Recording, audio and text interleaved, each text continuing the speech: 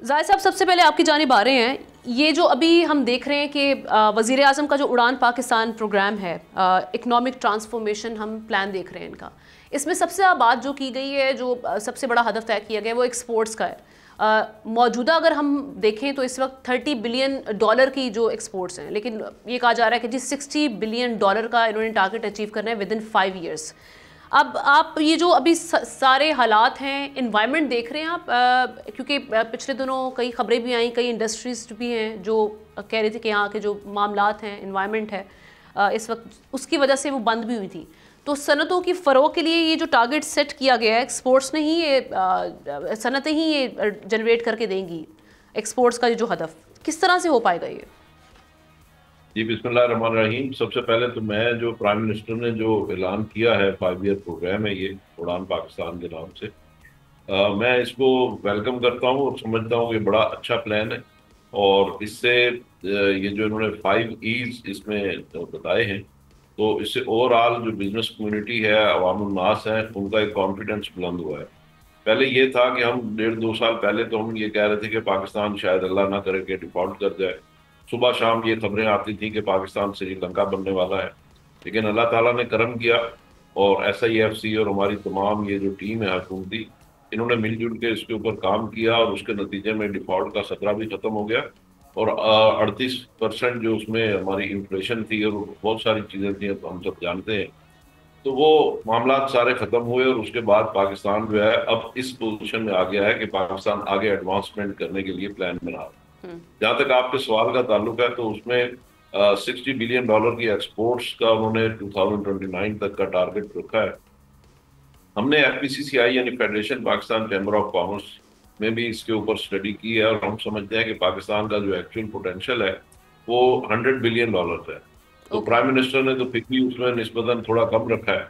और लेकिन मैं समझता हूँ कि हमारी जो इकोनॉमिक पोटेंशियल है या ग्रोथ है या जिस तरीके से हम काम करना चाहिए हमें, तो हमें $100 बिलियन की एक्सपोर्ट पे जाना चाहिए। लेकिन अगर हम $60 बिलियन की भी अगर हम बात करते हैं, तो ये बिल्कुल दिस इज क्वाइट अचीवेबल।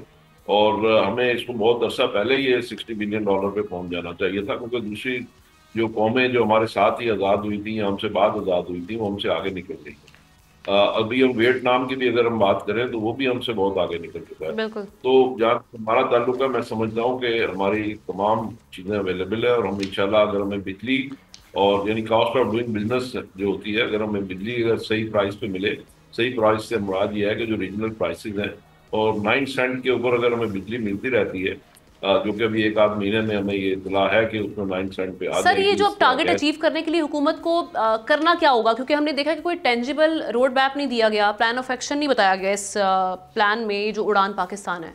तो आप क्या जी समझते हैं? जी जी। मुझे इसका इल्म है, क्योंकि हुकूमत इसमें दिन रात कोशिश कर रही है। प्लान जो पीछे चल रही हैं चीज़ें वो बिल्कुल हमारी नॉलेज में है। गवर्नमेंट प्लान ये कर रही है कि बिजली की कीमतें कम करे, जो कि 1 आध महीने में कम हो जाएंगी और बिजली की कीमत जो है 9 सेंट पे आ जाएगी। गवर्नमेंट इसमें काम कर रही है कि मार्कअप रिड्यूस किया जाए। और आपने देखा कि 22% से वो 13% पे आ गया और अभी 1-2 महीनों में इंशाल्लाह वो सिंगल डिजिट पे आ जाएगा। और इसी तरीके से फिर इसमें गैस की प्राइसेस है और गैस की अवेलेबिलिटी है। ये 2-3 चीजें ऐसी हैं कि जिसके ऊपर कॉन्स्टेंटली अगर हमारे यहाँ काम होता रहता है, तो आप यकीन जानिए कि हम बहुत ज्यादा एक्सपोर्ट कर सकते हैं, हमारे यहाँ इंडस्ट्री भी बढ़ सकती है, इंडस्ट्रियलाइजेशन होगी। और हमारे यहाँ ओवरऑल जो एनवायरनमेंट है वो इस वक्त इस तरफ है कि लोग इस समझते हैं कि अब पाकिस्तान तरक्की की तरफ गामजन है। अच्छा, एक और चीज़ इसको भी देख लीजिएगा, ये जो डॉक्टर हफीज़ पाशा साहब इकोनॉमिस्ट हैं, वज़ीर ख़जाना भी रहे हैं, तो वो ये कह रहे हैं कि जी आपकी जो इंडस्ट्रीज़ हैं उन्होंने ही ये टारगेट जो है वो अचीव करके देना है, उनका काम है अहदाफ हासिल करना, लेकिन वो उसमें सरमायाकारी से ही होगा। अब वो सरमायाकारी के हवाले से कह रहे हैं जी उसकी हालत ये है कि इस वक्त 25 सालों की कम तरीन सतह पर है, मौजूद है। आप अग्री करते हैं? जी, मैं ये बताना चाहता हूँ कि देखिए, जब कॉन्ट्रैक्शन की पॉलिसी होती है उस वक्त ये होता है कि इन्फ्लेशन होती है और इन्फ्लेशन को कर्टेल करने के लिए मार्कअप के रेट ज्यादा रखे जाते हैं ताकि लोगों के पास सरप्लस मनी ना हो और वो मार्केट में जाके शॉपिंग ना करें। तो वो फालतू मनी जो है, एक्सेस मनी जो है, वो गवर्नमेंट इस तरीके से मार्केट से सक करती है। इसको कॉन्ट्रैक्शन की पॉलिसी भी कहा जाता है। तो उसके नतीजे में लोगों के पास पैसे नहीं होते कि वो फर्दर इन्वेस्ट करें। अब जब मार्कअप का रेट आप कम कर रहे हैं तो इसका मतलब यह है कि लोगों के पास अब एक्सेस है। अच्छा, फिर आईएमएफ का प्रोग्राम आपको मिलने के नतीजे में अब गवर्नमेंट को जो बोरोइंग करनी होती थी यहाँ लोकल बैंकों से महंगे रेटों पे, अब गवर्नमेंट वो बोरोइंग नहीं कर रही, बल्कि वो इंटरनेशनल मार्केट से सस्ते रेट पे बोरोइंग कर रही है।